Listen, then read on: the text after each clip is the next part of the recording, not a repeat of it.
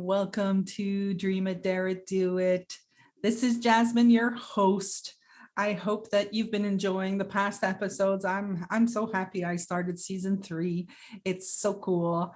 And today I have my friend Ev Johnston. Hi, Ev. Hi, Jazz. How are you? I'm Season 3. That sounds absolutely great. Yeah, I think you're like episode 4 or 5. I don't know anymore. I'm good with episode 4 or 5 of season 3. That'll do.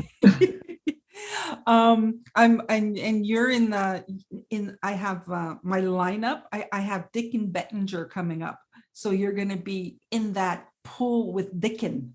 Oh, that's amazing. Oh, Dickon Bettinger, he's fantastic. He just really is, isn't he? Yeah. I'm looking forward. So those of you who don't know Dickon, get ready. He's coming. He's like such a spiritual and mellow, chill dude. Yeah. He's really good with nature. He's fantastic to listen to. So for those of you listening to us, I just want to give you a little bit of a background. Ev and I met during a class that we both did with Rob Cook, actually. That's where we actually met. Yeah. So we were doing it was Unlock Your Health that he called it. Yes. So we're both into this conversation of health. Mm-hmm. And so that's where I met her. But what can you tell the people that, are listening to us? What do you do? Like, where are you from? First of all, we all know just by your accent that you're not from Canada or the US. No. Yeah. So I'm from Dublin in Ireland. And what I do actually is I am mostly a leadership coach, but I do a lot of training. And covertly, what I've been doing is I bring in the 3 principles wherever I possibly can. Yeah. And I don't name it. I generally don't tend to name it. And in fact, if you ask me to describe the 3 principles, I'll probably just go mute for a little while. But I know that I have found a way of bringing people along that I just love using through my coaching. So that's what I do. My background, I spent 30 years in financial services. Okay. That's what I did. And Ireland, back in the very early 90s, set up a financial services centre. And we all thought we were absolutely fantastic because it was so fresh and new. Like, you guys had it all in Canada and in the States. And even London had it. But Ireland, actually, back in the early 90s, we didn't have it. And I was part of a group of people that really kicked it off in Ireland, and then it just started to build up. So I was in the industry for years, but I never really was that type of person. I always knew there was something different about my approach. But having said that, I could play that role very well. I used to say I could win an Oscar award every single day going into my job because I took on a different persona depending on what people thought. Yeah. It's really not a good way to live our lives. Yeah. It's funny that you say you don't name the principles. So those of you listening are not coaching. Maybe you are coaches and you understand totally what the heck we're talking about. But those of you who are not coaches, like the 3 principles are mind, thought, consciousness, and they're very hard to explain. I mean, you've got these people that are very comfortable with explaining it. But I know for myself, I don't know if it's the same for you, but for myself, it's kind of like, it's still so, like, I know they're there. I know how to use them. I understand them. Yeah. But then as soon as I start explaining to somebody, like psychology gets stuck in it all. And then I get people tell me, yeah, but that's this and that's that and that's this. And I get so confused. I just don't. Yeah. I just don't get into it. Yeah. And I'm the same. And I think, Jazz, you probably see it the same. It's a way of living. I have found a new way of living. And I had a client call me yesterday. She said, can I have 5 minutes of your time? Of course, I was going to make myself available. And can I have 5 minutes of your time? Now, I had done a number of coaching sessions with her up until, say, August. And then she felt she was free for the world, and she was well able to move on. And we'd done a lot of things together about leadership. We'd done a lot of things to empower her. And part of the empowerment was actually bringing out her creative side. She was an accountant. And you don't often match accountants and being creative, but actually I think every human has a creative side in them. So even you doing plants, there's your creative side. Anything we do on a daily basis is creative, but we tend to suppress that at various stages in our life. So that to me is the three principles in action, where you don't suppress, you just are. And I always describe, because straight out my window there's a tree, and I said, there is a tree on the right and there's a tree on the left. And the one on the right is a lot more amber looking, and its leaves are a little bit more advanced than the one on the left. And I always say to clients, I say, do you actually think the tree on the right, that's more advanced in its letting go of its trees, is better?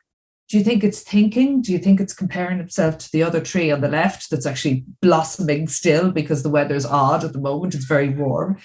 And I said, nature doesn't question itself, ever. But when we get a brain in our heads and we have this thinking machine, we start questioning everything. So I always bring the clients back to, what would it be like if you were a tree? You just get on with it and you wouldn't have all that thinking. But this woman who asked for 5 minutes was an hour and a half, and she literally poured her heart out, because nothing felt right. And all I kept saying to her is, but you know why this doesn't feel right. And she goes, I know. Because we do know, just like the tree knows. That's a long answer too. I can't even remember the question. But it is. I don't even remember the question either. It doesn't matter. We talked about the three principles. We were describing the three principles. Yeah, we were talking about the three principles. That's it. So listen, lately so the podcast is called Dream It, Dare It, Do It, Live the Life You Want, right? Yeah, I love it. The premise of it, how it started all, really, like Dream It, Dare It, Do It is the very first name of my company. Like in the early 2000s, I became self-employed, and I decided to give my company name the name of D to the power of 3. Oh, wow. And somebody asked me, what does D to the power of 3 mean? And I was like, well, it means dream it, dare it, do it. Because I was really, I dreamt of having my business, and I dared to do it, so that just came out of me. And I was working with companies, like I was really more corporate. It was really like I'm always coming into companies and I'm organizing, making the workflow better, and putting structure and policies and all of that stuff, and saying, okay, dream it, dare it, do it, just didn't work. So I never, I would use it for me, but that's all I would do. And when I decided to create a podcast, I said, what am I going to call the podcast? So I didn't know. And one morning I was in bed and Dream It, Dare It, Do It came up. Brilliant. And I was like, that is so cool. It's like 20 years later and it was still present for me. I just added live the life you want, because when I started in the 2000s, the idea was I'm going to live the life I want. Yeah. And that's how it all evolved. But as I evolved, as I went through my journey of being self-employed and trying to find clients and making income and having my own structure, I discovered that what I wanted wasn't what I thought I wanted. And when I came into the three principles, for me in the three principles, the thing that made the most sense, I understand mind and consciousness, I do, But the thing that really blew my mind was the power of thought. Yeah. Like how many, because I'm very intellectual, like I'm an intellectual girl. I work with strategies. I'm going to talk, you're going to tell me something and I'm going to say, okay, we're going to do this. And it's all going to go in my head and I'm going to have the flow in my head of how it's going to go. Right. But I would do that everywhere. Yes. I would do that in my life. So it's good. I'm not saying it was bad, but I could see that bringing it into my daily life, my personal life, not my corporate life, wasn't always advantageous. Let's just say, right? So like, I love thoughts. Like when I understand thoughts, when I see the domino effect of thoughts, you can have one that's going to generate one that's going to generate one. When I see that going, I can go, oh yeah, let me just stop. Yes. And then come back to myself, breathe, and then all the tension that I've created disappears. Yeah. And the first time I did that was like, blew my mind. Yeah. Like how I was all tense, like it was like in my body. And I saw all of the thinking that I had. And I said, let's drop it. All of a sudden, I just came back to peace, calm. Yeah. Because we do it to ourselves. Yeah. But it is it's a difficult concept to get people to see until they actually see it.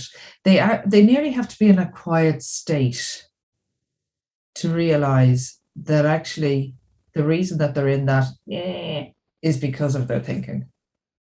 Yeah. And that for me has been like the greatest thing I ever learned, and it was a Michael Neil one that he said one day, is just the concept of full stop. So if I find myself getting into the headspace, and I did in relation to a particular thing this morning, I just found myself getting there, but it's gone because I saw it, noticed it, and went, really? You want to take that now and keep going with that for the whole day and ruin your whole weekend? Or do you want to actually go, you're actually making that up now? There was only 2 facts. It was 1 text. It was 2 lines long. That is not something you can spend the whole weekend thinking about. But I would have in the past. Yeah. That was the beauty of actually just learning that I have that power just to go, no, ain't going there. Not going there. How did you get to this conversation? Like how? Yeah, it was a real accident. So in 2006, I did a neuro-linguistic programming course with Michael Neil, Richard Bandler, and Paul McKenna in London. And I just kind of really got into the whole NLP. And then Michael Neil, I was on his, I can't even remember what his Caffeine for the Soul, I think it was his original one. I was on his email list. And I used to get his emails all the time. And I was self-employed back then. And I had a coaching business. And I went to London and I did his courses in London. I remember going to Stockholm and doing a course in London. And then the crash happened in Ireland, and it was a really severe crash. And my business, my coaching and training business, just literally collapsed. So I had to actually go back and get a job back in financial services because I knew I could get a job quite quickly. I was quite specialized. So I went back, and that email account that I had, because my business went, it just disappeared. So I never knew what anybody was doing in that old world. I very quickly transitioned back into financial services and doing all the right thing and actually not being conscious of anything that was going on. I got on that steam train and I just kept going. But when I left the industry again, because I got an opportunity to leave in 2018, I decided that I just Googled Michael Neil and he happened to be in London the following week. So I Googled on a Friday, and the following Monday I was doing one of his intensives. And I just sat there, and there were 8 of us in the room, and he kept talking about the 3 Ps. I was going, wonder what he's talking about.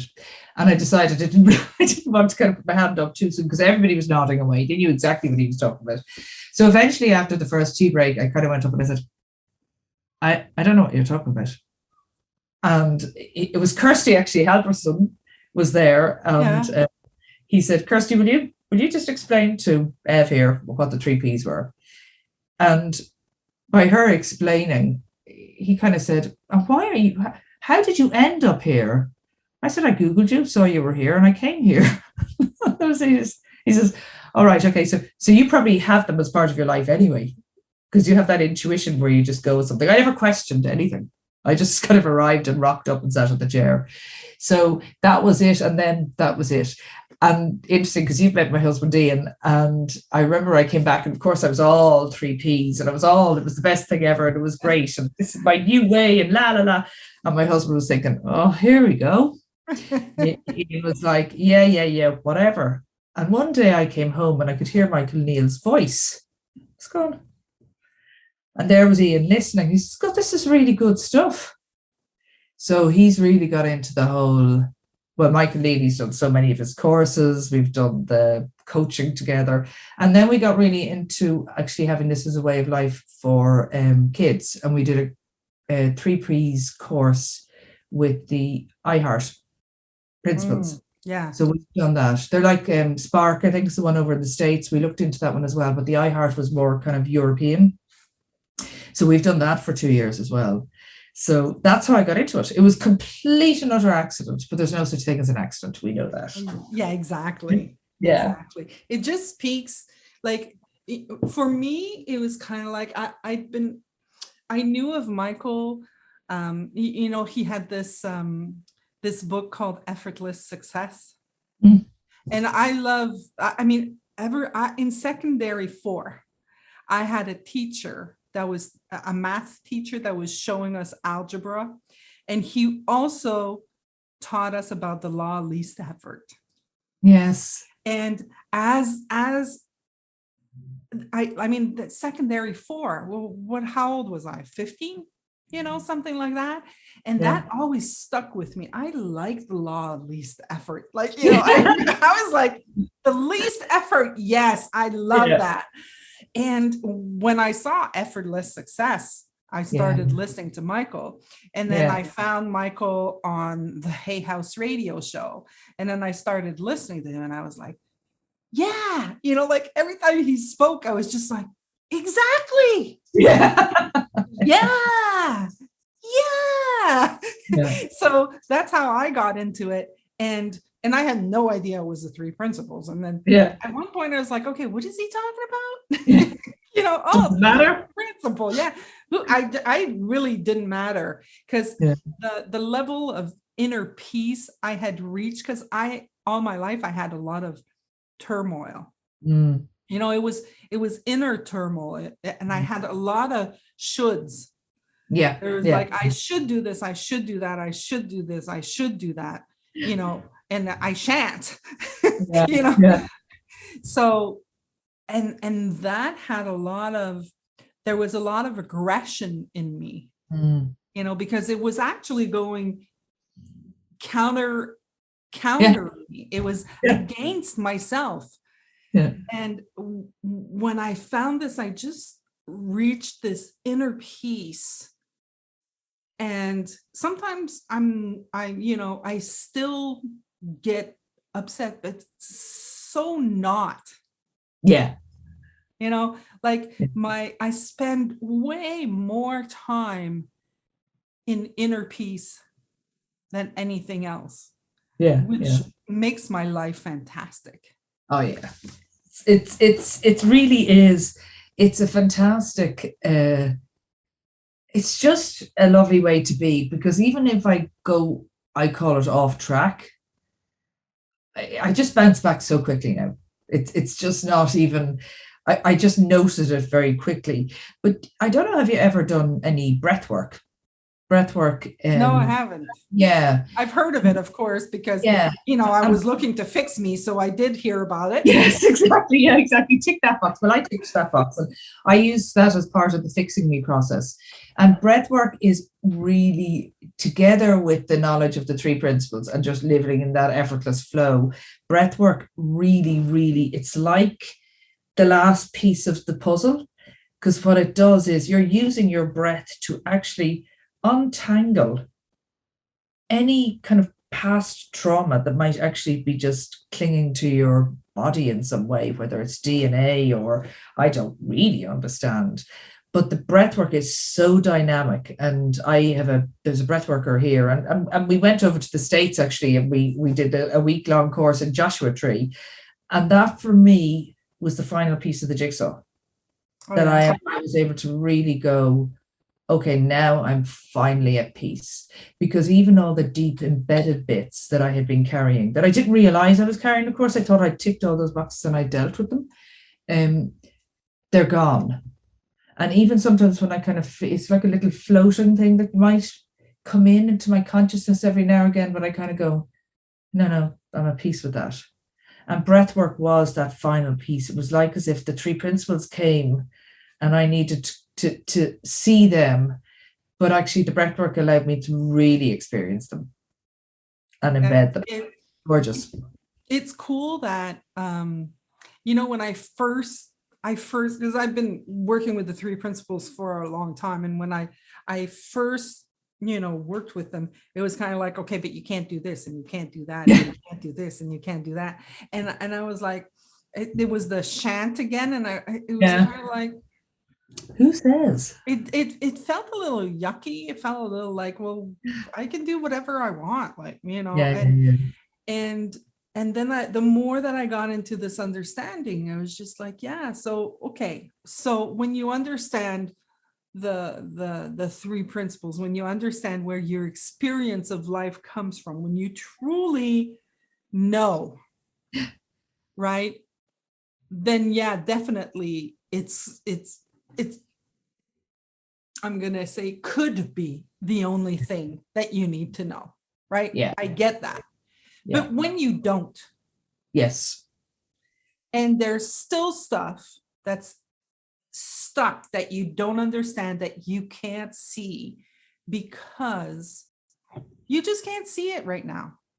That's it. It's okay. If you want to evolve, if you want more freedom, if you want more peace, and this speaks to you, then go do it. Yeah.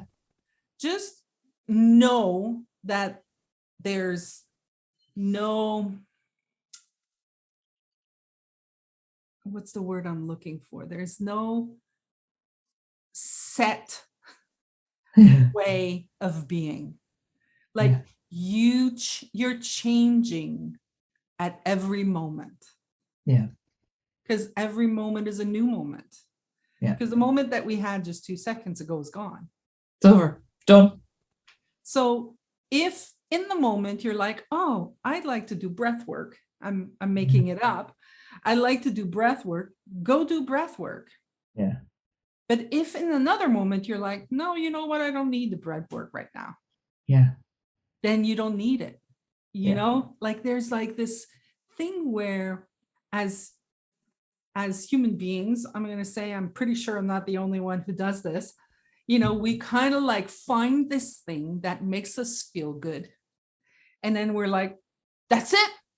Yeah. That's it. That's what I'm going to do. Like we're looking for that thing that's going to be there for the rest of our life. Yeah. But no, that's not how it is. But Jazz, even the way you do this, that thing that we want to be there for the rest of our lives, so it's like as if it's here, or here, or here. And if I'm honest, at one stage I thought it was cigarettes, another time I thought it was like wine, definitely it was food. At another stage it was definitely my kids, and I had a huge attachment to my kids. It doesn't mean I don't still have absolutely adore them, but it's a different It's a different attachment. So for me, it was always out here I was looking for it. So I did the angel crystals, the healing, the blah, blah, blah, blah, blah, blah, blah, blah. Always looking for something outside. Always. And I got on planes to Peru. I went everywhere looking for it. And, you know, if Dickon will say this, it wasn't out there. It was here. And it was in here because and that's the bit that's really hard to explain, because it's here. And I would have in the past blamed, you know, my father was quite a difficult man. And I would have blamed my father on, oh, that's why I feel this way. And that's why. And then I'd be looking for all these things outside to settle this. But he's in the kind of throes of dementia now. And he's had a few falls this week. And my relationship with him over the last few years, because I found this way of being, has just literally, it's just completely different. It's you know, I can't even remember what it was like because it's so lovely now. To the extent that the other day he just looked at me and you could just see in his eyes, he was so at peace, but at the same time he was saying, help, I'm in pain, because he had fallen. And I lifted him up because that's all I could do in the moment. But it was that peace to peace. And there was no heart to heart. There was no layers of, he did that when I was a baby and that happened and that happened. All that's gone because I didn't need any of that. It's like a filing cabinet, but I've just chucked it all and burnt it. It's just me and him now. And that's, for me, is what this has done for me, this way of being. And every time life feels difficult, I have to go, okay, now, so what's going on here? What are you attaching something to? Because life is not difficult. Yeah. It's like, even I'm in the class with Michael. I don't know if you're in there, the Living a Guided Life. No, I had to actually just withdraw just from one or two things this year. Everything else. Yeah, I get it. I only took this one this year. That's the only one I took. I shouldn't say this year. I'm going to say this fall. Yeah, exactly. The year is almost over. In the last month. Yeah. And he said something like this, which, you know, I know for a fact, you know, people who are not in this conversation, who do not understand, you know, who are still in their heads about it, are might have a whole bunch of thinking about it. But he said something like, we're always okay. In the moment, the moment, we're always okay. Even if in the hardest time, in the moment, we're always okay. And, you know, you were talking about dementia. My mother passed away, and she had dementia, and I was her caregiver. And in the moment, like, if you would have asked me, you know, my mom, I was taking care of my mom for 5 years, maybe. I don't even remember. I don't know. Is it 2 years, 3 years, 6 years? I don't know. But I was taking care of mom. And if you would have asked me like 10 years before that, what is the worst illness? You know, I would have said Alzheimer's. I mean, my biggest fear was like, oh, I don't want my mom to have Alzheimer's. And she had dementia, which is basically the beginning of Alzheimer's, right? It's a symptom of Alzheimer's, as it was explained to me anyways. And yet, you know, like they told me she's not gonna remember how to go to the bathroom. She's not gonna remember how to eat. She's not, like, they were just telling me these kind of things. And it was just, my head couldn't fathom it. Couldn't, like, what am I going to do with that? That's horrible. That's just like, and that's all the thinking I had about it. And then it happened. Yeah. And in that moment, you know, anything that happened to her didn't matter. Like, I remember the first time I came into the house and she had done she had defecated like the whole nines. And my dad was there and he didn't notice. And I'm like, it stinks, dude. Like, how can you not notice this? First of all, so that, and I just walked in and I said, okay, it stinks in the house. And he's like, what do you mean? And then I said, well, it stinks in the house. So I walk away and my mom's sitting in the sofa. She's got a blanket on her, which is how she usually does it. And I go to the kitchen and then she gets up and she comes and see me. And she was in a pair of white pants. And I looked at her and I was like, oh my God, Mom, come, let's go take a shower. Like, no, my mental was going, oh my God, I can't freaking believe this. But what came out of my mouth was, okay, Mama, come with me. Let's go take a shower. And I remember, and I was like, oh my God. And so I went to take a shower and she got in the bathroom and she started crying and she's like apologizing for crying. And I said, Mom, you can cry. Just go ahead. Go ahead and cry, Mom. Let it all out. It's not your fault. And I can't believe I did that. But I love that I was able to be that safe space for her. Yeah. To go through what she had to go through. Yeah. And I really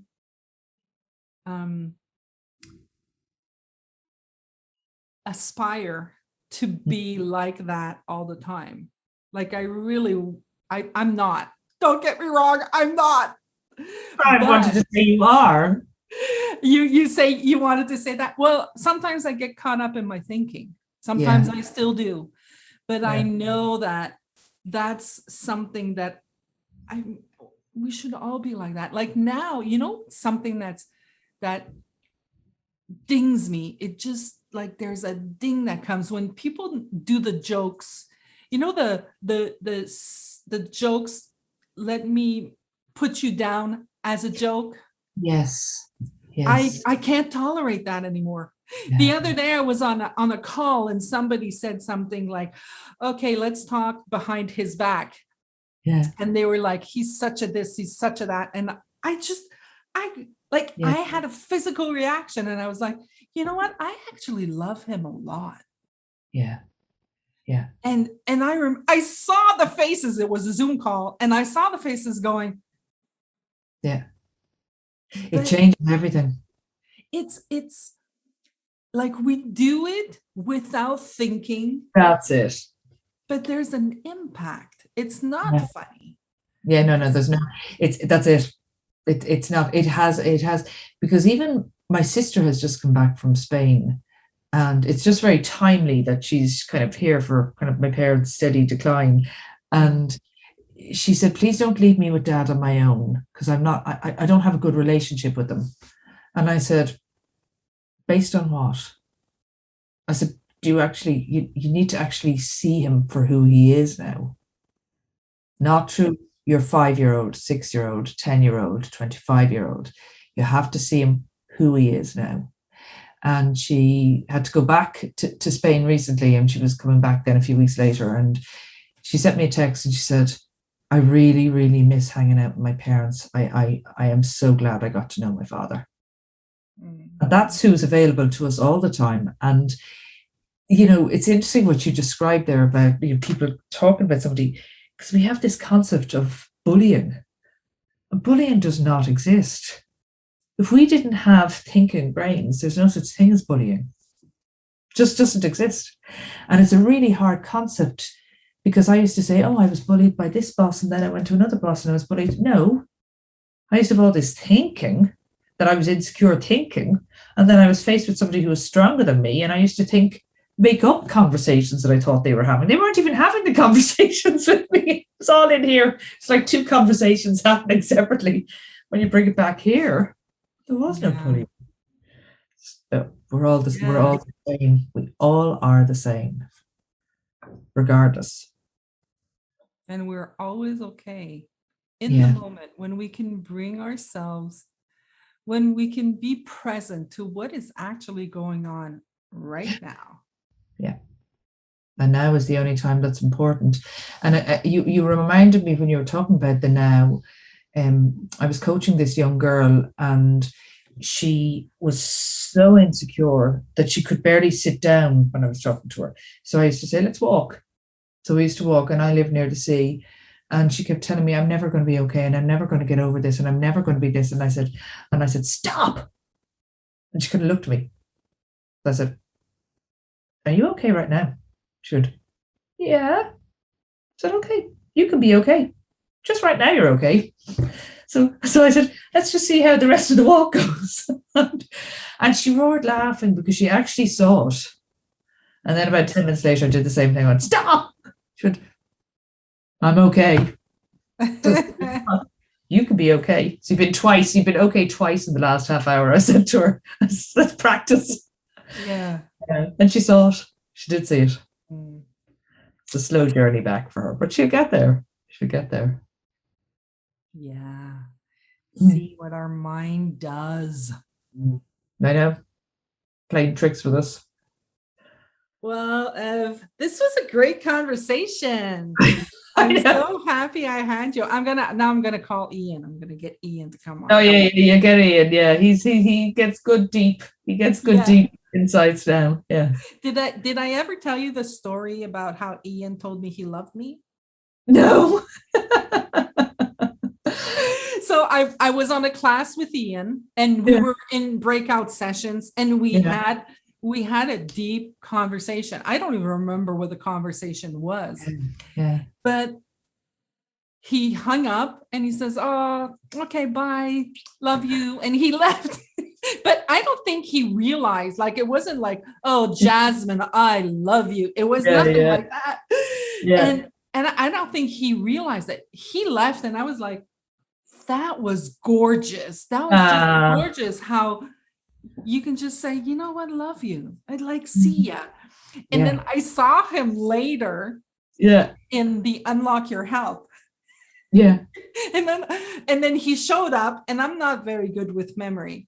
He showed up, and then I kind of like, oh, Ian, I said, you're the one who said you loved me. And he just kind of looked at me. And as I said it, you popped into the room. And I remember him going, what? And I couldn't, like, I was just like, what have I done? I hope you didn't even notice, right? But I was in my head about that. And I kind of like let that go. As like, that's hilarious. I didn't even notice. Yeah. Because actually a lot of the time when we'd be in breakout rooms, and afterwards we'd say, and who were you in the breakout room with? And I can't remember the person's name, but we had this conversation, and that's the lovely thing about it. You know, it's just he gets this so quickly because he is less heady. Yeah. Now he was for years, he was very heady, but he got himself into a calm space, so he gets it very, very quickly. However, when he loses it, it's very quick to see it. And he I think it's all like that for us, right? I think it's like, I mean, like I said earlier, I get into this space of calm and peace, and nothing bothers me. I've got no judgment. We're having this conversation. I'm not having any thoughts about what the conversation is, and I have nothing. There's nothing there, which is gorgeous, and it's so freeing, right? Like I can just say whatever I want. I can move my arms like this. My intellect is going, you should be straight, and you should this. And I'm like, it's okay. It's fine. The intellect doesn't steer us. Yeah. But if I become in my intellect, you'd probably go, oh, look at that. Yes, I see it. I see it in my life. You'd be like, oh, look at that. Jasmine's in her head now. And it's just so cool that we can differentiate. I have a girlfriend who's listening right now, I'm positive. And this girlfriend, like, I can talk to her and I can go, okay, that's head. That's heart. That's heart. And she's actually grown to liking that. She's like, okay, Jasmine, can you just listen to me and tell me when you're hearing the head now and when you're hearing the heart? And she started to see it too. Yeah. Yeah. So You can't unsee it. yeah, It's funny, isn't it? It's once it's shown to you and you see it, it's really hard not to see it. Yeah, it is. We could talk for hours. exactly. All right, Ev. Thank you so much. It's been great. If people want to get in touch with you, how do they reach you? Well, I'm Eihblin Johnston, so Eibhlin at the Resiliency Hub. That's the best email address. Eibhlin at the Resiliency Hub. Ev is short for Eihblin. And the company that I have is called the Resiliency Hub. I'm on LinkedIn. I'm on Facebook. Yeah. I'm going to put it in the description also, guys, so you'll be able to reach her there.